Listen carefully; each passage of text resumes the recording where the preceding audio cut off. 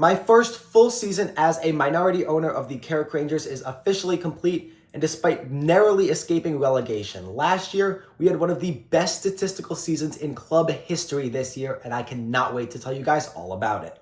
If you guys are new here, my name is Brady, and my goal is that within the next 10 years, I will be a majority owner of a football club competing in a UEFA competition. I currently only have one football-related investment, and that is $5,000 at $2 a share, so 2,500 shares of the Carrick Rangers, a Northern Ireland football team, and they have a few different ways that they can make UEFA competitions, but obviously as a minority owner, this would not count towards my goal, but it is an incredible learning experience, and obviously I think a very beneficial financial investment as well. Kicking off the recap of the 2025-2026 campaign, we were not looking to be in great position.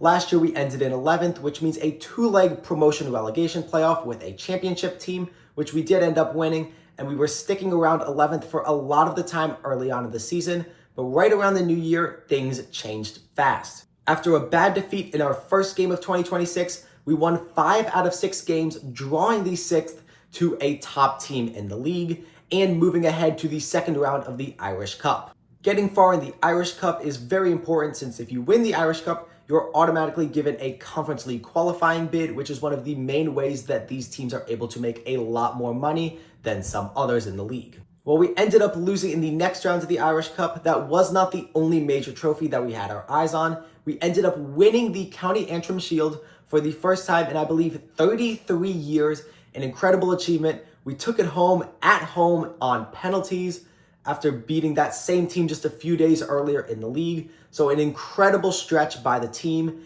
and our first major trophy in decades. With 12 teams in the Northern Irish Premier League, each team plays every other opponent 3 times, and then there is what's called the split. All of the top 6 teams are locked into being in the top 6 and play the other top 6 teams once more, and same at the bottom. So if you end in 6th, before the split, you are guaranteed to be in the top 6, even if your point total drops below the team that ended in 7th pre-split. Despite our early season struggles, our push late on in the season was able to get us very, very close and almost got us into the top half before the split, which would have been a great financial benefit as well. Playing against top teams at the end of the season is much better than playing against bottom teams, just for general publicity, for TV time, and for fans in the stadium. Unfortunately, we ended up 7th before the split, but we cruised through the bottom half of the table after the split and were able to reach the Conference League playoff spot in the Irish League, 7th through 3rd, get a playoff for a Conference League spot, and we were the last team in there, so it was on to the biggest matches of the season. After tying our highest ever point total in the Irish Premiership with 53 points on the season, it was time for us to face off in our first round match in the European Conference League qualifying playoffs. It didn't start too well. We conceded a goal about 20 minutes in, and then an absolute nightmare scenario. Our keeper gets sent off with a red card. I don't agree with the decision. Many of the commentators didn't agree with the decision, but that's the decision that was made. And even though we fought back and made it 1-1 before half, we ended up losing 3-1 in that matchup, ending our season right there. Despite the final heartbreaking result, the club ended on a really good spot both financially and on the pitch.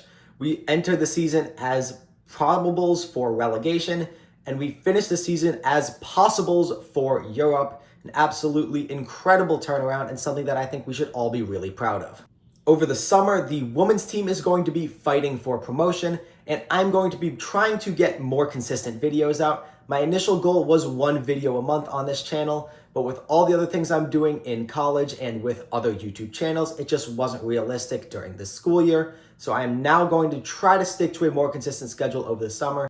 I have a couple unique videos planned for this summer, so make sure you guys like and subscribe, and I'll see you in the next one.